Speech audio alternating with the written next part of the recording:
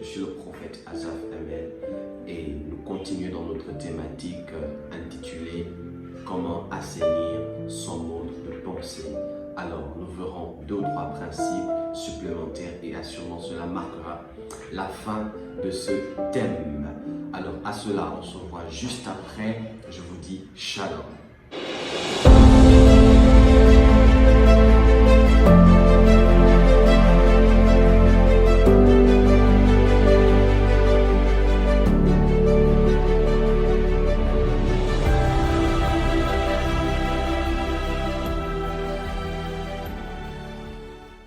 Comment assainir son mode de pensée.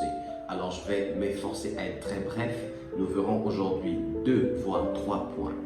Pour les personnes qui n'ont pas visualisé la toute première vidéo, il est possible que vous le fassiez en allant tout simplement sur ma chaîne YouTube intitulée Prophète Asaf Emel, juste ici, ou vous pouvez aller sur ma page Facebook intitulée Asaf Mounelelidoy, c'est juste là en bas et vous aurez la possibilité de visualiser cela.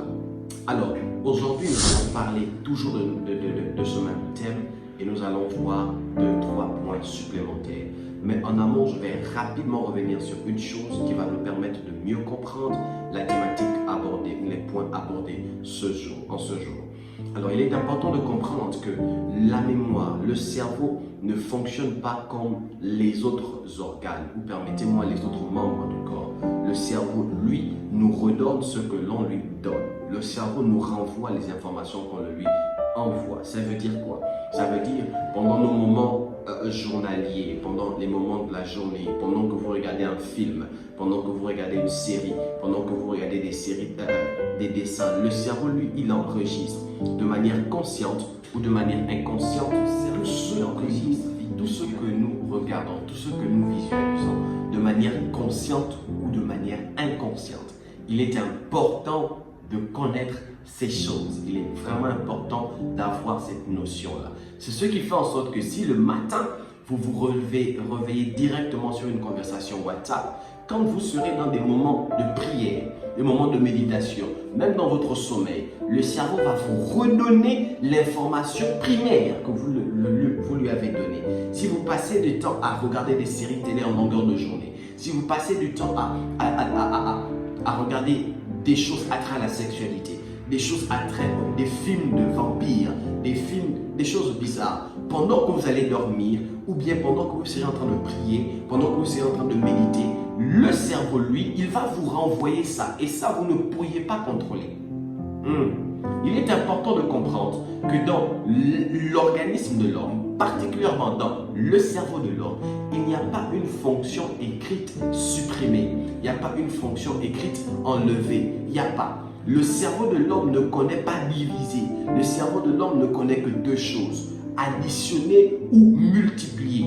C'est ce qui veut dire qu'on ne peut pas enlever une information dans le cerveau de l'homme. Par contre, on peut ajouter une information et cette information-là, on peut la multiplier de telle en sorte qu'elle sature tout l'intérieur cérébral de l'homme.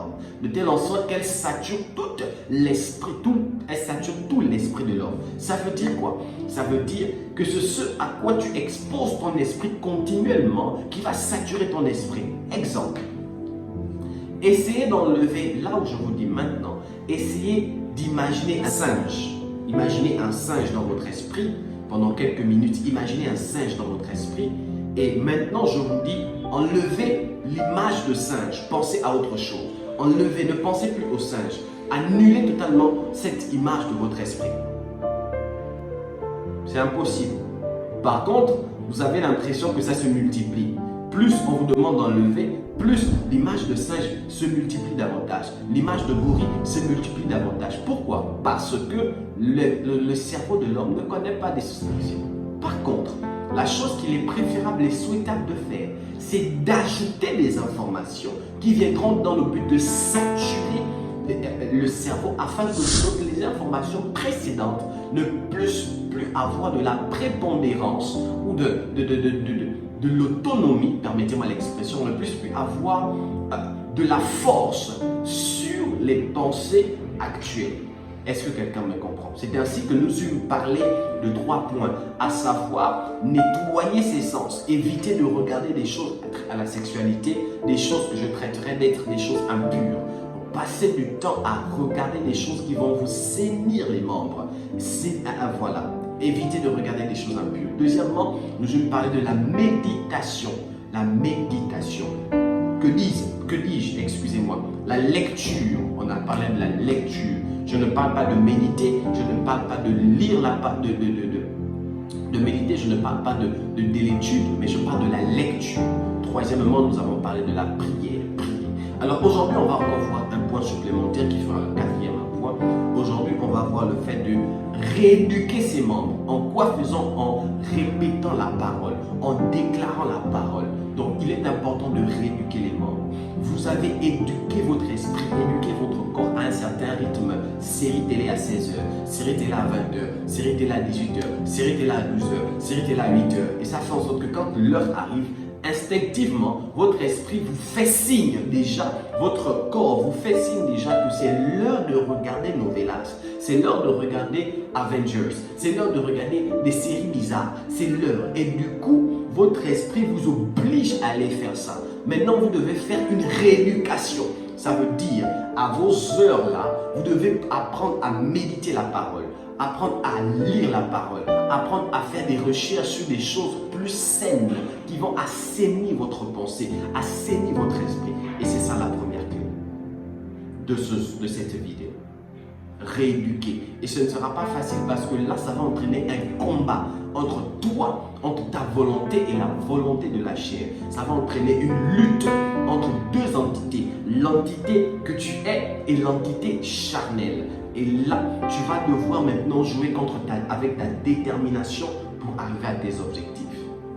Deuxième point, c'est le fait d'éviter les personnes qui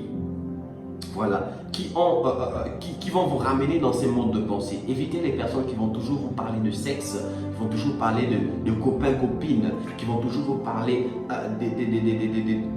excusez-moi, des choses qui ne vont pas vous assainir. Masturbation par-ci, copains, copines par-là, sortir par la boîte de nuit par-là. Ces choses qui ne vont pas vous assainir.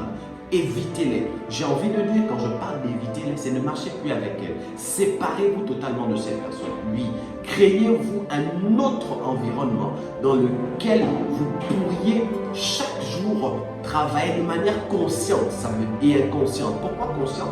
Consciente, c'est de manière quand vous vous y mettez dans les moments de lecture, dans les moments de prière, dans les moments de manière consciente, mais de manière inconsciente au travers des personnes qui sont autour de vous, qui ne pourront jamais vous entraîner à ce genre de propos, à ce genre de pensée, à ce genre de choses. Pourquoi? Parce que ces personnes partagent les mêmes convictions que vous. Ça veut dire que vous devez assainir votre environnement aussi.